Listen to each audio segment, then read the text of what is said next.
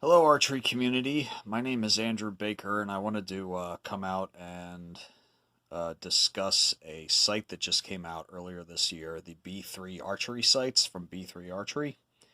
The reason I wanted to make this video was to get some of the information out there to inform people's purchases because there's very little to no info out on these aside from sales pitches. I've looked for reviews. I've looked for video reviews like YouTube, Vimeo, Facebook, stuff like that. And there are people saying they like them, but they're not saying anything else about them. So I put a post up on Facebook on the B3 site to try to get some specifics, and then with that, given I was asked by Marty Cecil, who's the production supervisor over there, who also worked for Scott and for CBE, to call the factory, to which he would get on and answer some of my questions.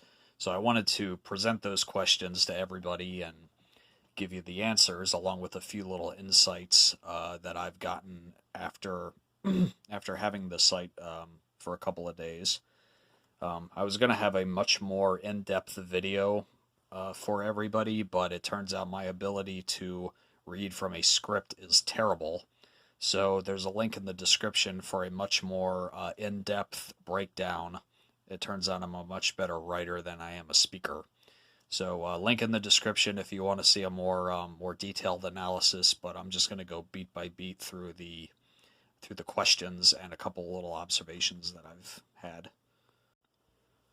All right, so the first question that I presented was, does the site have a rapid travel elevation adjustment? My understanding of that would be some sort of a mechanism to release the site mounting block from the threaded rod that's in there and be able to move it up and down quickly. The answer to that is no, it does not.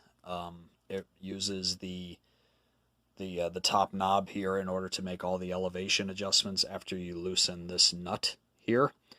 And specifically, the Hunter and the 3D site both have a fast pitch thread on the rod on the inside, so making adjustments to it are a lot faster than the Target version, which has a slow pitch rod. You loosen the nut, you release the nut here, and then you just turn the knob to change the adjustment. It actually moves pretty quickly. It's about 7 full turns of this to go from the top of the travel to the bottom.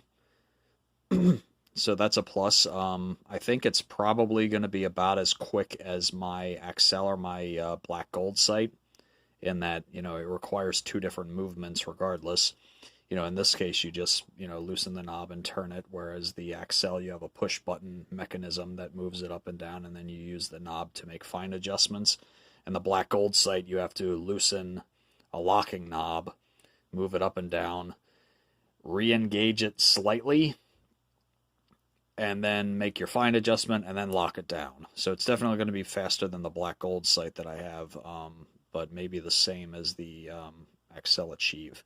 You may notice that this site, this is the Hunter version. I bought it so I could have the site housing, so I could use it while I'm waiting for my other site to show up. More on that in a minute. You'll notice that this doesn't have a click when you turn it. And they removed, the detent is removed from in there to make it quiet. I don't see that as being a problem. I don't think this is going to move as far as like locking it down. Of course, you can just, tighten this after you change the elevation. The 3D and Target versions both have clicks. The website says you can add a click to this. I don't think that comes standard or as an option that comes in the package, because this is all that it comes with. This and a piece of paper with some general instructions. So you're supposed to be able to add a click if you want it. Marty did say that they will do custom builds for people at the factory. So there's that. On to the next question. Okay, the next question I asked is, does the site come with sight tapes? The answer is no. It does not come with sight tapes. It does have a metal bolt-on sight plate here for adding your own stick-on sight tapes, and then on the other side there is the same thing, a metal strip bolt-on with a stick-on piece so that you can write down your own yardages, and then I guess set up your tape. With a hunter sight, that's not really a big deal because you have the pins. I'm going to be using it for target in 3D, so so that's one extra thing that I will have to purchase. More on that in a moment.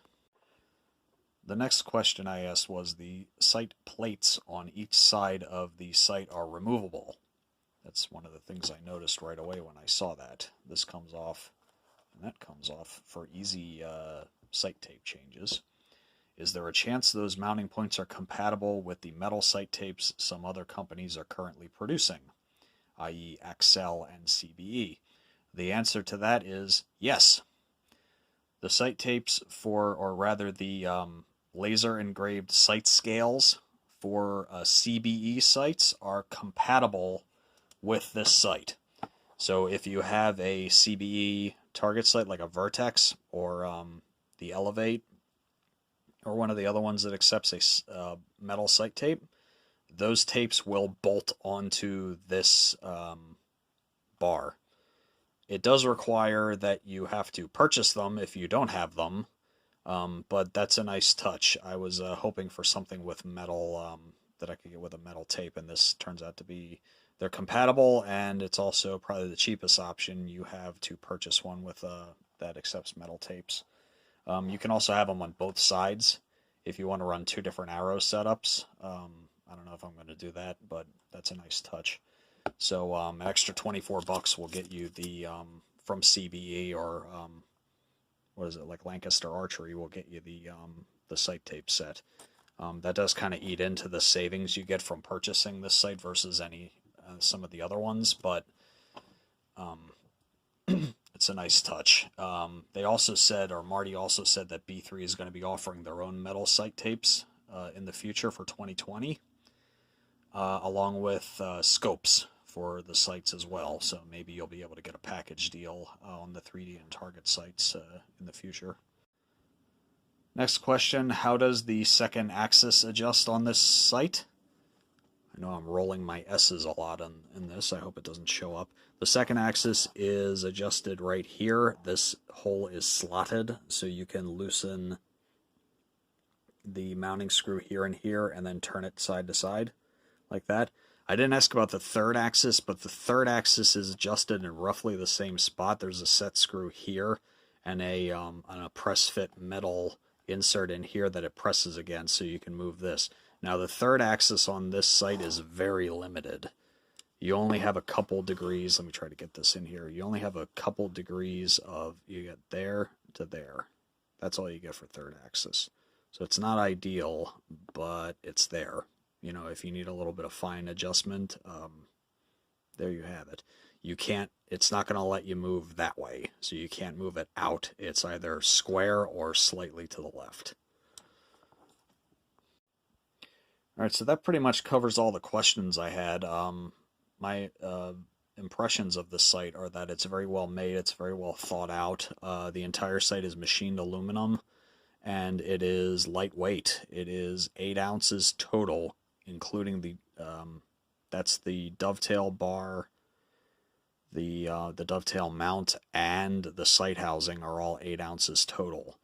So that's definitely one, or close to being one of the lightest sights on the market. The dovetail mount has a spring-loaded detent, which clicks into place, which is a nice touch. So no worrying about whether you're centered on it before you lock it down. For some reason, this detent hole is here, but it doesn't line up. It doesn't have enough room, so I think that's just there for looks. A couple of quirks about the sight. There are 3 separate positions to set your extension bar, and there's 6 of them on the target. So 3D has 3 different positions, and the Hunter as well, and target is 6 positions, but for some reason the holes are not, they're off center for some reason. I don't know if that's so that they fit better, or that's a style decision, but it's just something to keep in mind when you go to set up your site. If you have to move this down, all of a sudden your windage is going to be off. One of the other things that I wanted to bring to everyone's attention is in the videos about this site from the ATA show, it was stated that until B3 comes out with their own scopes, you have the option of putting any scope you want onto this setup. That isn't entirely accurate. There are some limitations on what you can use with the mounting bar that's available. So you're pretty much limited to, now I have a fairly limited amount of experience with other scopes. I primarily used AccuViews from Axcel to use on my Montana Black Gold and my Achieve site. This mounting bar only allows for scopes that use a bolt that goes in from the inside of the scope. So any of the ones that use a threaded bar that go through the, like for instance, here's my Montana Black Gold site. This threaded bar here goes all the way through this and then into the scope, and then that holds it in place. And then there's a nut that screws in, and then that holds everything in place.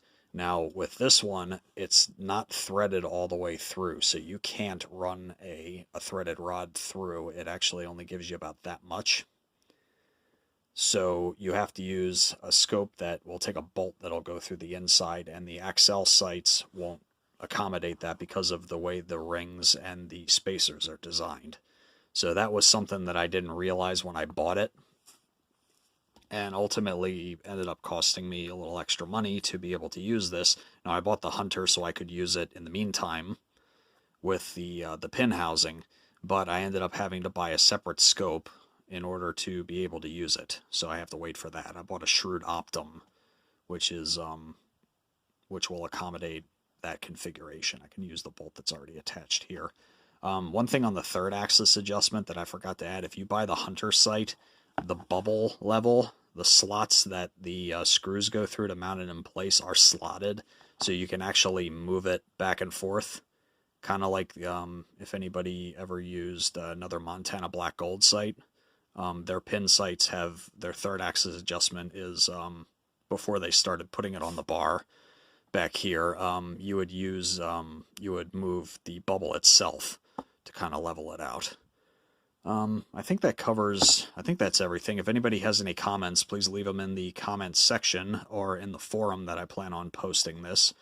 Yeah, if anybody has any questions, comments, concerns, let me know and I'll see if I can answer them. Thank you for your time, and thanks for watching. Bye. I just had one more little thing I wanted to put out, almost not a PSA, but more of a request for the makers and the manufacturers.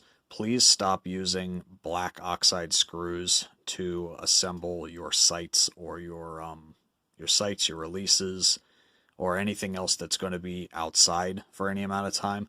Nothing is worse than spending $300+ on a site that ends up having rust on it after a little while.